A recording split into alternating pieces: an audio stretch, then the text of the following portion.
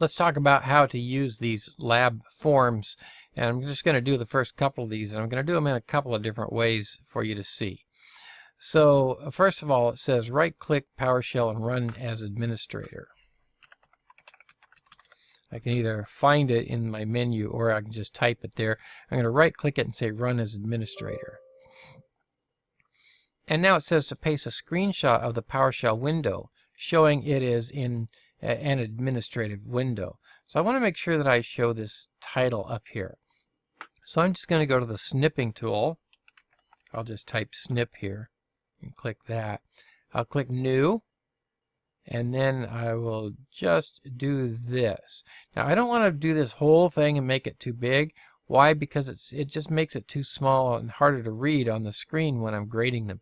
So a smaller amount like this is better. Now if you want, you could even use this pen tool up here in order to highlight that, but you don't have to do that. Now everything I do on here is now on the clipboard, so I'm just going to put my cursor in here and paste. I'll do a Control-V to paste that, and there's the answer to that. This one says run the command update help. So let's go back to my PowerShell.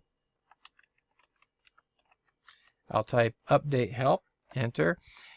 And now while help is updating, I want to tell you one thing, and that is that it's not unusual when you update help to get some error messages at the end.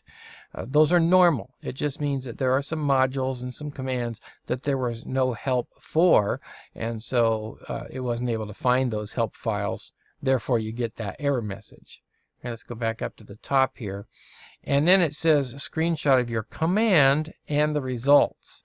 Again, using the snipping tool, I'll click new, and I want to make sure here that I actually get this command in here, and that's the important thing.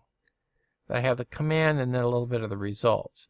Again, you could highlight or mark that up if you want. It's not absolutely necessary, but it is nice for me to see what you're looking at. And I'll just put the cursor in there and paste. One other thing that I want to show you that you can do in some of these things, even though it would all come out red, I'll show you what I mean in a minute, is I can go back in here and I can just highlight that command and maybe a little bit of the output, right click, and then come back here and then paste that in. Now you notice it's all red. It's all red because I have these set up to always show red. That makes it easier for me to grade them. You can actually change the color of that if you wish. That would be helpful to me, but obviously you don't have to do that, but it is much more helpful. But the thing is, I've actually got text in here instead of a picture. Now most of the time a picture is easier, but there may be times when you want to put it in as text.